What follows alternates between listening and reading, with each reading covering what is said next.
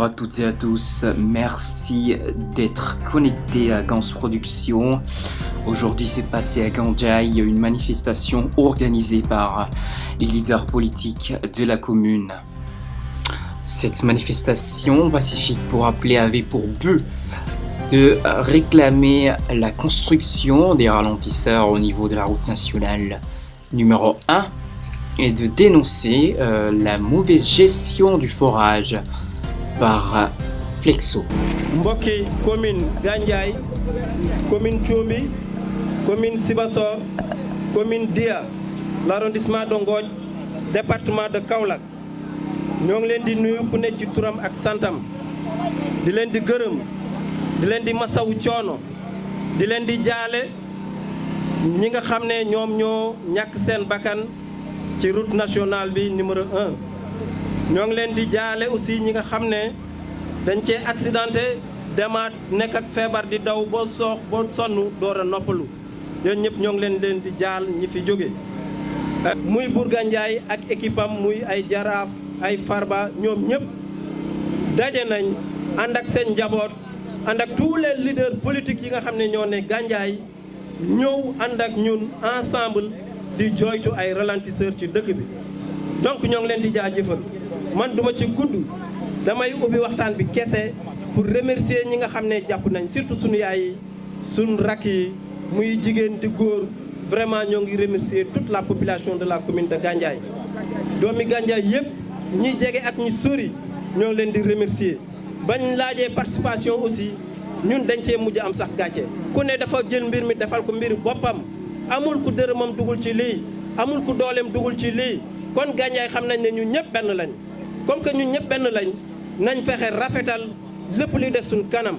xam ne Gandiaye doomi Gandiaye yee koy defar comme que doomi Gandiaye yee koy defar nañ fexe nag am benn objectif ñun ñëpp ñu ànd nii ñu àndee ni mu rafetee ñiy laaj commune Gandiaye ak ñi nga xam ne bëgg nañ intérêt Gandiaye dem ci kanam ñëpp ñoo mobiliser taxaw ànd ak askan bi di jooyal population bi la ñu war a jooy kon ñun amatuñ lu ñuy wax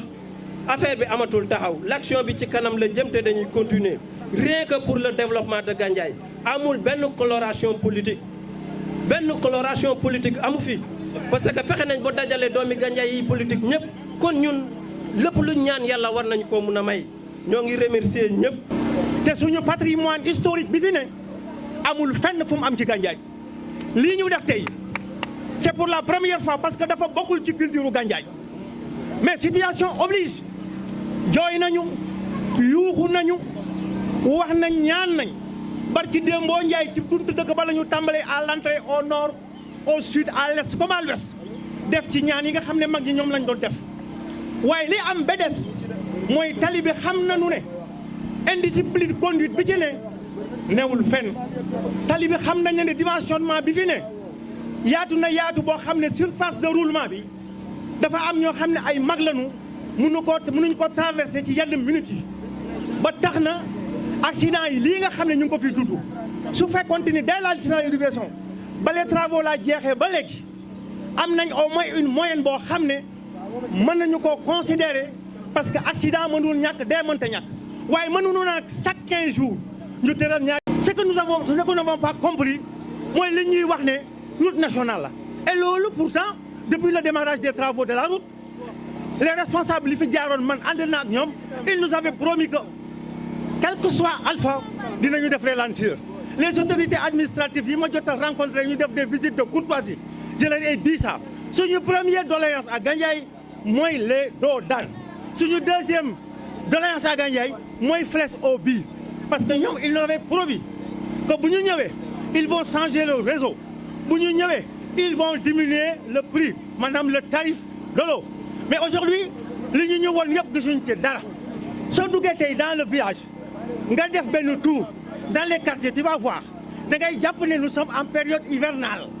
parce que dëkk bi yëpp ay flaque d'eau la mbaam xuux yaay di ciy sëmb bu ba setee kenn doo am photo mag ñi dem jàkk dañuy éviter parce que am na ci loo xam ne mënut a bokk ak diine alors loolu nag vraiment nañu ci taxawal dimbali ñu ci lii lay war a suuli te mbir mi yëpp ñu ngi ko diis nag kii nga xam ne mooy njiiti réew mi di monsieur le président de la république Macky Sall ñoo ngi gërëm nag les autorités administratives notamment le sous-préfet ak le commandant de la brigade parce que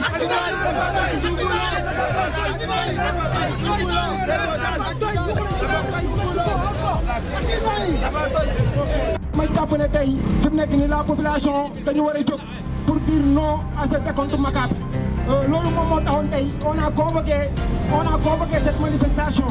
que je précise que nous voulons pacifique moom moo gën a tax sax man may jël parole pour sensibiliser surtout la jeunesse. Cette manifestation là c'est une manifestation pacifique, elle est autorisée par notre Dieu. ma bëggoon à 11h30 danañ jóg jël tali bi dox dem wutali fële nu mu tudd sous-préfecture. bu ñu yeggee foofu y a un mémorandum qui sera deux mémorandums qui seront remis au sous-préfet. benn bi c'est concernant la question des ralentisseurs. beneen bi aussi c'est la gestion calamiteuse constatée par les populations de Flexio du forage bi. dëkk bi ñu bëri une partie de la population constaté nañ ko ba plainte yi aussi xaw na bëri moo tax ñu ne nañ ko boolewaale ci mémorandum bi mën a ci aussi mag ñi parce que tey bëgguñu ko yàq nañu jóg ñu dox te dox bi sax ñun on avait proposé à ce que cette marche-là soit silencieuse à l'hommage à nos morts aussi ñi nga xamante ne dem nañ ci tali bi et pour dire non aussi pour que loolu il faut que ça s'arrête donc kaddu yooyu daal laa waxoon ne dinaa ko yëkkati à l'endroit de cette jeunesse là je le répète cette manifestation nous la voulons pacifique bu fi kenn sànni xeer bu fi kenn yàq nañu dox silencieusement ànd ak mag ñi dox dem ci sous-préfet remettre ko suñuy doléance donc daal ci turu Abdou Karim Sarr di le coordonnateur du collectif pour la défense des intérêts de Gandiaye kaddu yooyu lañ waxoon daal pour ma yëkkati. Il a été tué ici par une voiture, ici, à 5 mètres de l'arrondissement. Et le lendemain, je suis venu ici, on m'a promis un dorade, mais jusqu'à présent, rien. Ça fait combien d'années? Ça fait combien d'années?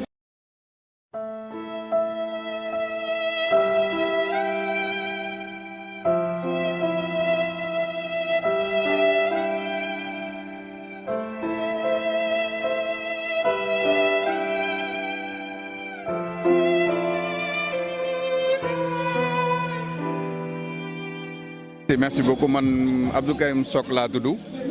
Alors je suis citoyen de Gandiaye, engagé aussi pour la cause communale. Alors marche bi ñu organisé fii tey c'est pour dire stop aux morts qui sont observés dans le cadre du trafic assez intense bu nekk bi. dénoncer deux actes yoo xamante ne vraiment ñu ngi sonal population bi d'abord dañuy jóg pour ñu defal ñu fi ay amortisseurs parce que on a constaté que depuis ba ñu defaree tali bi en 2016 jusqu'à présent on a vu que y a plus de 30 décès et que ce décompte macabre là dafay arrêter dafay jeex parce que population bi ñoo jël seen responsabilité wàcc ci tali bi pour réclamer ko parce que dootuñu nangu tey sunu njaboot gi sunu yaay yi sunu papa yi di dee parce que tali bi tey boo xoolee c'est traversé par des écoles ça traverse le marché central fi mu nekk nii képp ku yeewu ci psychose nga yeewu du en pensant que tey jii nii ku ne oto mun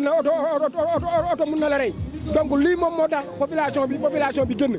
beneen point bi aussi affaire Flexio bi la Flexio moom c'est une calamité je peux dire que c'est une calamité maintenant ils ont intérêt à changer seen gestion bi nga xamante ne c'est extrêmement calamiteuse non seulement amuñu fi ay répondants ay Kaolack la ñuy jógee wala ay Dakar ñëw joxe seen i facture encaissé ko. tey da nga fay ñëw pour sam bu leader politique wala da nga fay ñëw en tant que citoyen dénoncer li nga xamante ne déet pour man je suis venu ici en tant qu'organisateur de cette manifestation. marche bi parce que tey sentir nañ ne doomu aadama yu ñu gis fii affaire u Gandiaye moo leen ñor parce que lii mooy intérêt Gandiaye keneen koo xam ne gisuñ la ci loo xam ne intérêt Gandiaye la ëllëg boo taxawee suñ kanam di wax ak ñun danañ yaakaar ne beneen intérêt moo la tax a jóg lii mooy premier intérêt Gandiaye mooy suñ sécurité et je commencerai par les forces de sécurité ils savent qu'ils sont là pour nous et pas contre nous ils nous ont encadrés xam nañ ko mais on a des questions à se poser au niveau de Gandiaye parce qu'on est vulnérable. Pourquoi on est vulnérable? La nationale traverse Gandiaye dans le sens de sa largeur, de sa longueur, exposant toutes les populations. Maintenant, est-ce que Gandiaye et Fatick, Thiadiaye, Sandiara, est-ce qu'il y a des différences d'administration? Ça, c'est des questions. C'est les questions qu'on va se poser. Il y a des ralentisseurs à Thiadiaye, à Sandiara, à Fatick, mais pourquoi pas à Gandiaye? Pourquoi pas à Keur Alpha? pourquoi pas à Sibassor. Nous avons marre de compter des morts. Nos enfants finissent, je parle sous le contrôle du père, de l'autre là, Fallou, de son retour de l'entraînement, le véhicule l'a heurté en face de l'hôpital. Ousmane Kitane est là, il forme des enfants, mais son apprenti a été tué en face de la gare. Maintenant, les ralentisseurs, mais c'est une obligation maintenant, c'est une obligation. Et quel gouvernement nous avons? Nous les posons des questions. Barki Demou, chauffeurs yi dañoo génn kaas seen kaas ñu ne lii torox nañ ñu ne gendarme yëpp dellu leen ci caserne yi bàyyi leen ak ñun ñoom ñuy rey ñun nag loolu ñu tax a génn chauffeur yooyu ñoo ñu tax a génn barki démb rek lañ delloo gendarme yi ci caserne yi bàyyi chauffeur yi ak population bi ñun ñuy rey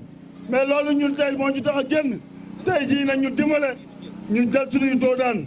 nañ ñu dimbale Gandiaye am ay ralentisseurs. Flex O, c'est une famille. C'est une famille qui s'est constituée d'associations. Nous ils nourrissent sur le dos des populations. C'est bizarre. C'est bizarre ce qui se passe dans ce pays. Non, c'est inadmissible. C'est inadmissible. Vraiment, dimbale leen ñu sonn nañ lu nekk defal nañ ñu ko waaye tey li ñu bëgg mooy nañ ñu jox suñu doodaan yi de ralentisseurs yi gars yi joxe nañ ay délai wax nañ lu nekk c'est parce que c'est un besoin réel.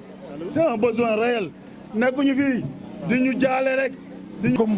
maa ngi leen di nuyu mbokku waa Gandiaye mbokku jeune su Gandiaye maa ngi tudd Abdou Sène donc daanaka lépp wax nañ ko donc lu ñuy waxaat instant yi bon dañ koy réclamer waat on a 2 points à signaler ñaari points yi mooy lan moo nekk doodaan yi nga xam ne ñoo ngi koy réclamer au niveau de Gandiaye parce que y a trop de morts on a remarqué que nos enfants ñoo ngi dee sur route nationale bi te route nationale bi moo nekk sur RN1 donc autorités yi que ça soit les autorités que ça soit la population de Gandiaye nañ jóg def benn geste boo xam ne nii dinañ mën a diminuer nombre d'accidents yu am fii Gandiaye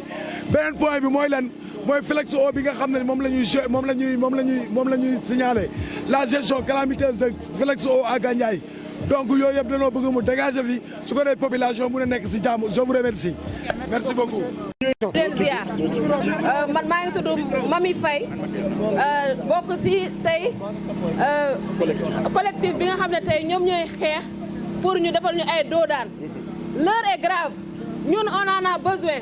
tey comme li ñeneen ñëpp wax on a compté plus de 30 morts te ñëpp ay suñuy doom lañ suñuy rakk lañ suñuy jarbaat lañ ay mag lañ ak ay ndaw ay jeunes lañ léegi nag li ñëpp wax moom la ñu wax dañuy ñaan tey autorités yi à commencer par nos autorités locales ñu defal ñu ay doodaan yi dañ koo soxla parce que dama ne doodaan yi du pour sax waa Gandiaye kese mais pour ñuy romb fii ñëpp la waaw ñun ñëpp ñooy jooy dañoo ñàkk sonn nañ dañuy nag réclamer ay doodaan joxe ultimatum ñu ngi ñaan fii ak 1 mois ñu defal ñu ñu satisfaire ñu li ñu bëgg tey mooy ay doodaan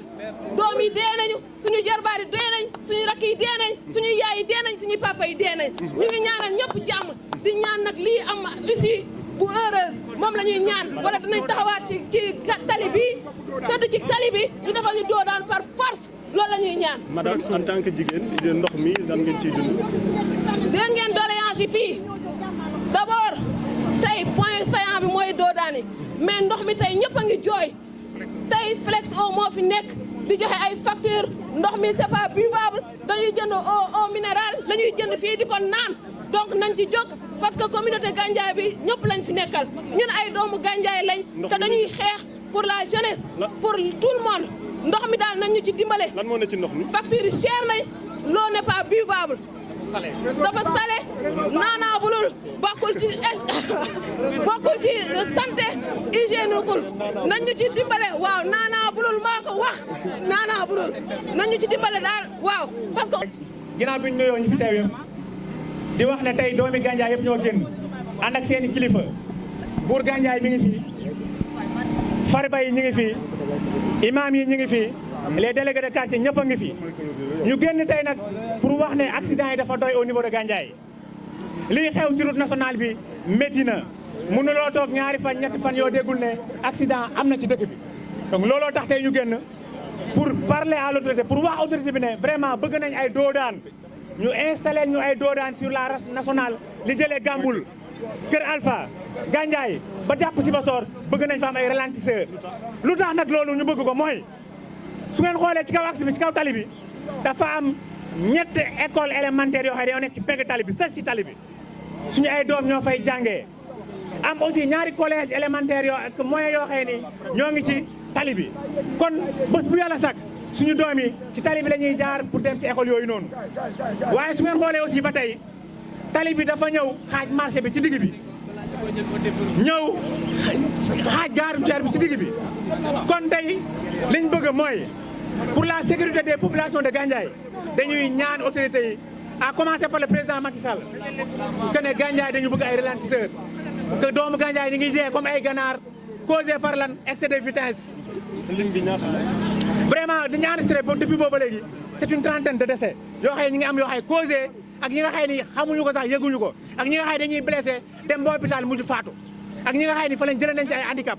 donc vraiment ñi siy jaale aussi képp koo xam ne lor boobu laal na la. suñ ko deful njëkkoon nañ fi def benn marche boo xëy ni xale yi ñoo ko defoon tey nag dañu jóg ànd ak suñu ay kilifa bind suñu demande ñu nangul ñu ko ñuy marche pacifiquement ci jàmm ak salaam di ñaan aussi ci njëkk ak salaam pour ñu defal ñu ay doodaan njëkk ak salaam boobu ñu ñaan nag ñu ngi koy ñaan kilifa yëpp waaye suñu toogee fii ak ay diir te loolu ñu ñaan sottiwul diir bi mun nañ doon mun nañu wax suñu toogee bi ak 3 mois 4 mois gisuñ dara loo xëy ni dégg ngeen ko kon gars yi ne leen 3 mois dafa bëri 1 mois kon weer lañ may autorité yi pour ñu jóg wax ci suñu doléance yi nii sinon suñ ko defulee dinañ passer à la vitesse supérieure parce que nag duñu nangu suñu dëkk bi suñu doom yi di dee comme ay ganaar ña dëkk Caajaay ña dëkk Fatick gënuñu doomu Gandiaye yi te foofu am na ay doodaan kon foofu na ma amee ay doodaan fii noonu la war a mën a amee ay doodaan kon vraiment ñu ngi koy ñaan di remercier ñëpp di gërëm ñëpp di wax vive Gandiaye. Je pense que dafa doy. ñu ngi attirer l'attention de nos autorités nañ ñu defal flic haut parce que la population est déterminée et engagée pour faire face à cette activité. ok gis nañ aussi ci manifestation yi da ngeen di réclamer gestion flex haut.